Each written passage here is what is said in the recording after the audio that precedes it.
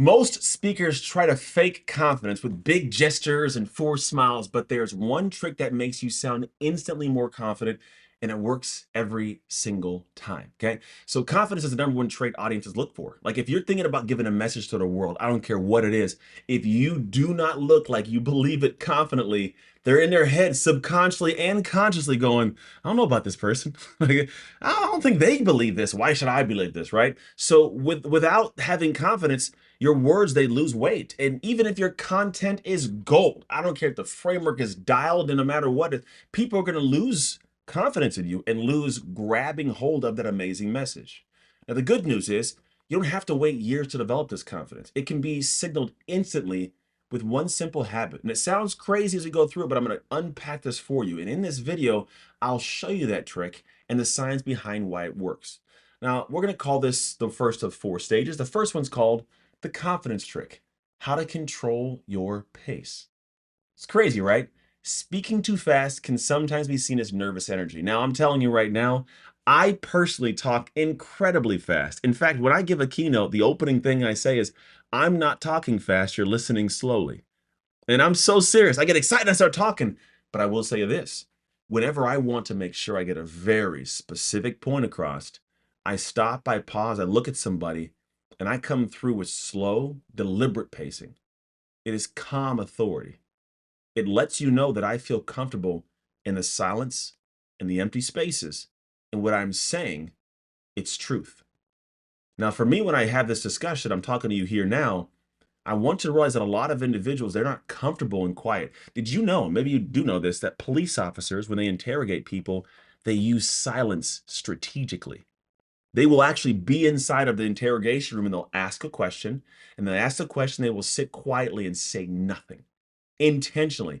There's this pregnant pause, they call it. And what happens is the person on the side, the person getting interrogated, the potential suspect, we'll call it, that person, they're uncomfortable, and then they don't know what to do with silence. And what they do is they start talking, and they start just telling everything. That's how a lot of people get caught up in those situations, because they don't like the discomfort of quiet. So what do? They're uncomfortable. They're not confident. They start rattling things off, making stories up, and they get caught in stories. When the truth is, if you're confident and didn't do anything, you just sit there quietly. Why would you do this to that person? I didn't do it to that person. We know you did.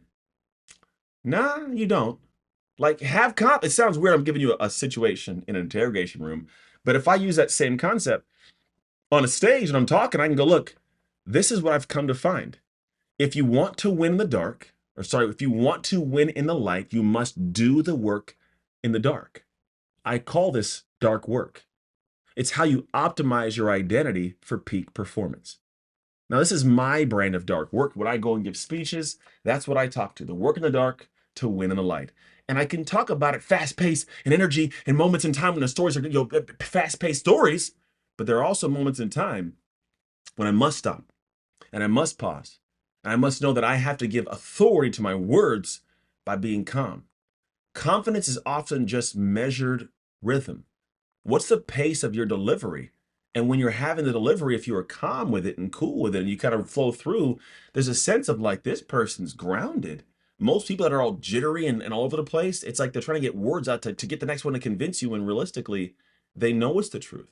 It's going to come as I continue my statement and my words, and so I'm going to let that happen in time. I don't have to rush it and feel uncomfortable. So when you're starting to talk and you want to have some really simple confidence come across, just slow down your cadence. Talk with calm, cool, collected authority and share the words as supposed to be shared. And then now people buy into it, right?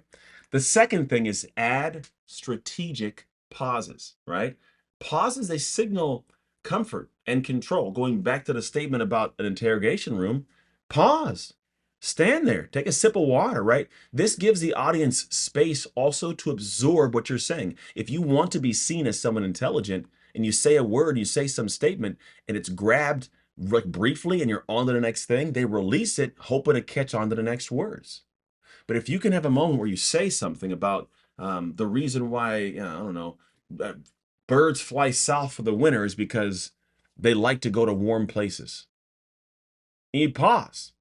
Let it sit. They go, oh, that's true. And then they got the idea. But if you go, they like to go to warm places because there's also fish down there, and then the birds go over here, then the sky is blue. Like, whoa, whoa, whoa, what? They lose it.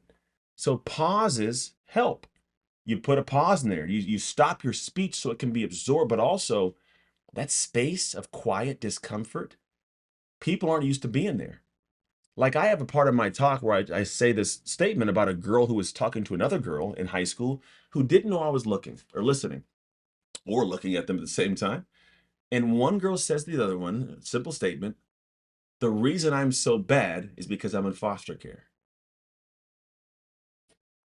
And I hold it just like this. And you're probably going, what's the point of holding it? And I hold it and I go, now to you guys listening, it sounds like a simple statement, but to me, it was a gift.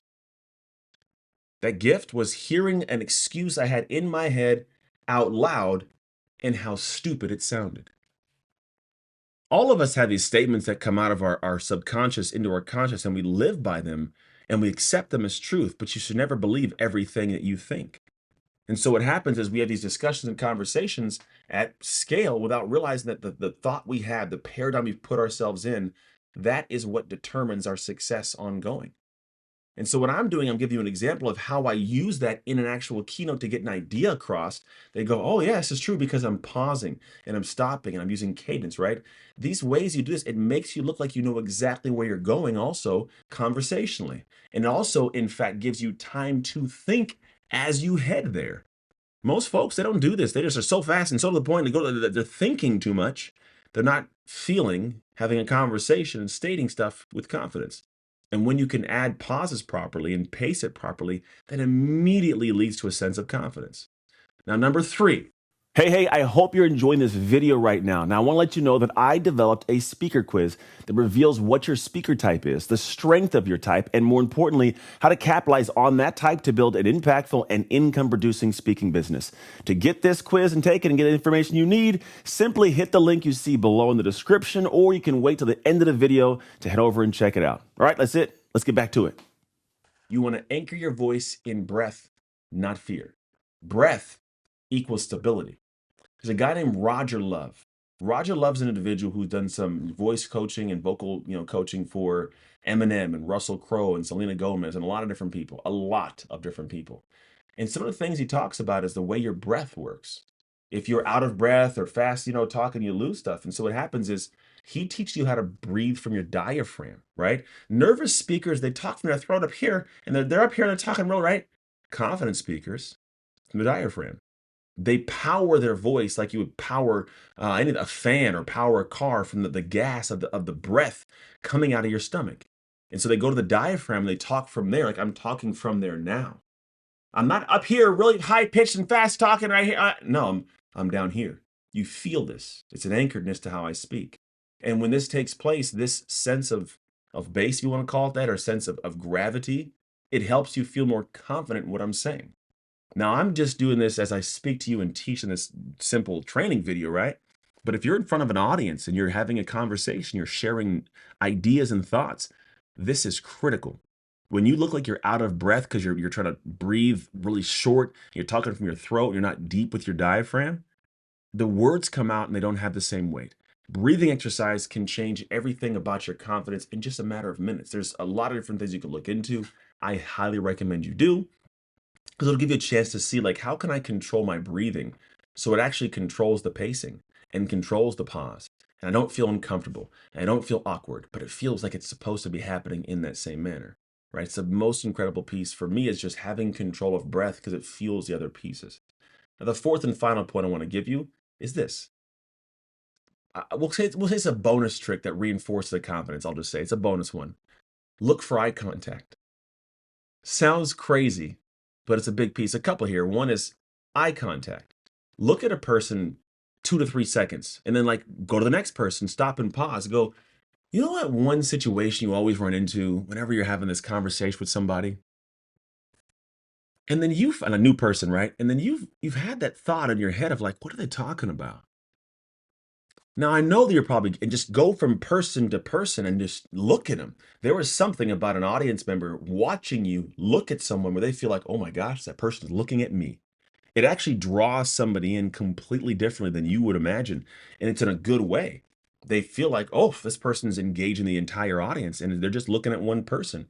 But for you to confidently look at someone and point to them and talk to them, that ability to address somebody from a stage, that's a sense of comfort, man. I bet you thinking about that a little bit makes you uncomfortable, right? Like, oh, I'm look at somebody. Yeah, look at somebody, man. Like, just go there. And I do. I go and I go, have you ever had that feeling where you just, and I'm doing it intentionally to get someone to draw in and the audience to focus on me and see what's going on in that dynamic of the relationship if we're having this little conversation right here, right?